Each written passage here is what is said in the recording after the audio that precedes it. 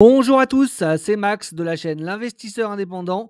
Je vous retrouve aujourd'hui pour une nouvelle vidéo où on va parler de est-ce que l'État français peut réellement vous voler votre épargne.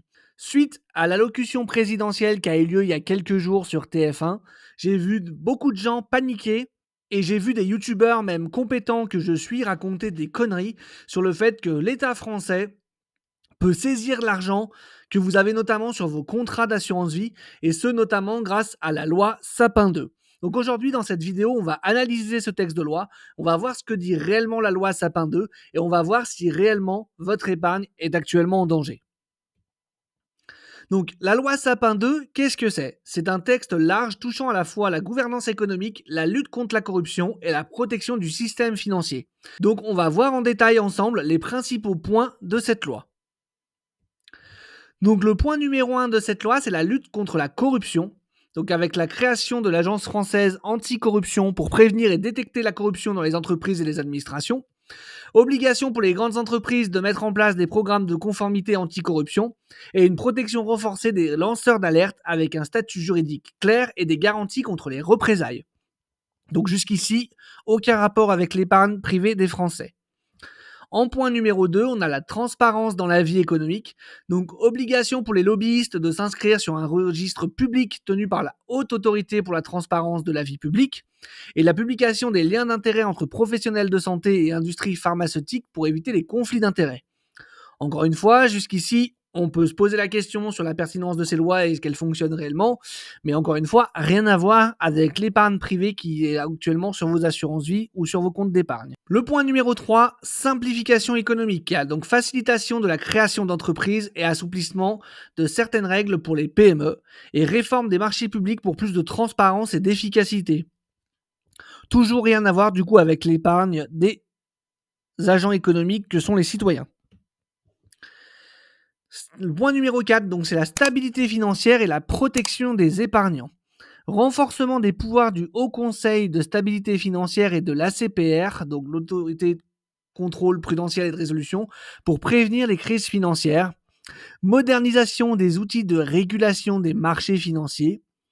Et possibilité, en cas de crise grave, de limiter temporairement les retraits ou paiements sur certains produits comme l'assurance vie pour éviter une panique bancaire ou assurantielle. Alors là, on sent qu'on commence à toucher quelque chose, et c'est effectivement en fait ce passage de la loi qui a fait flipper beaucoup de monde, sans trop de raison, j'ai envie de dire. Mais du coup, on va détailler ensemble un peu plus loin ce point-là en particulier pour voir exactement ce qu'il signifie. Le point numéro 5 de cette loi, donc c'est d'autres mesures, donc renforcement des sanctions contre les entreprises corrompues, avec des amendes pouvant atteindre 1 million d'euros pour les personnes physiques et 30% du chiffre d'affaires pour les personnes morales. Régulation des pratiques dans le secteur agricole pour mieux protéger les agriculteurs face aux grandes surfaces. Donc là, encore une fois, on peut se poser la question, est-ce que ces lois ont réellement apporté quelque chose? Mais ça n'a rien à voir encore avec l'épargne privée des Français. Donc, revenons sur le point qui nous intéresse. Donc en fait, la partie de la loi qui a fait flipper un peu tout le monde sur cette loi-là, c'est donc cette possibilité en cas de crise grave de limiter temporairement les retraits ou paiements sur certains produits comme l'assurance vie pour éviter une panique bancaire ou assurantielle. Bah écoutez, je pense que j'ai pas besoin de dire grand-chose de plus que ce qui est écrit là, parce qu'en fait, je crois que tout est dit. La seule chose que peut faire la loi Sapin 2, en fait, c'est empêcher que vous puissiez faire des retraits sur votre assurance vie en cas de panique bancaire ou assurantielle pour éviter un bank run, tout simplement.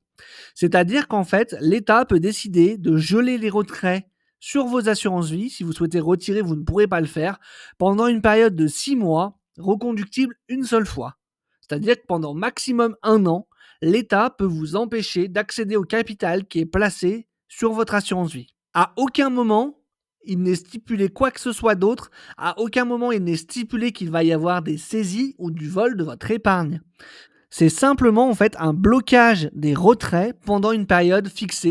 Et bien évidemment, pour que cela soit mis en place, il faudra qu'on ait affaire à des circonstances exceptionnelles, comme une guerre, une faillite d'une banque ou quoi que ce soit.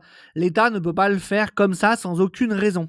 Donc en fait, cette loi prévoit simplement, comme je le disais, entre guillemets, qu'en cas de crise grave, le gouvernement peut geler les retraits sur les contrats d'assurance vie pendant une période de 6 mois, reconductible une fois. Donc en tout cas, dans cette loi Sapin 2, il n'a jamais été mentionné le fait de pouvoir se servir sur l'épargne privée des citoyens, malgré ce qu'ont relayé plusieurs chaînes YouTube et plusieurs médias, dont certains qui sont normalement assez compétents et que je suis moi-même. Et ça m'a relativement affolé de voir de telles incompréhensions de cette loi qui prévoit simplement en fait un gel des retraits, hein, encore une fois, hein, et en aucun cas la saisie de quoi que ce soit de votre épargne sur vos assurances vie, votre livret A ou quoi que ce soit. Et pourtant, les gens paniquent en ce moment, hein, je le vois bien d'ailleurs, que ce soit sur Internet ou même dans la vraie vie, pour avoir discuté avec des personnes d'un certain âge, surtout les anciens, hein, ils sont à deux doigts d'aller tout retirer de la banque pour y planquer sur le matelas parce que l'État va tout leur piquer, quoi. Donc les gars, calmez-vous, pour l'instant, il ne se passe rien. Et d'ailleurs, on va regarder s'il y a d'autres lois qui permettraient à l'État français de se servir sur l'épargne des citoyens.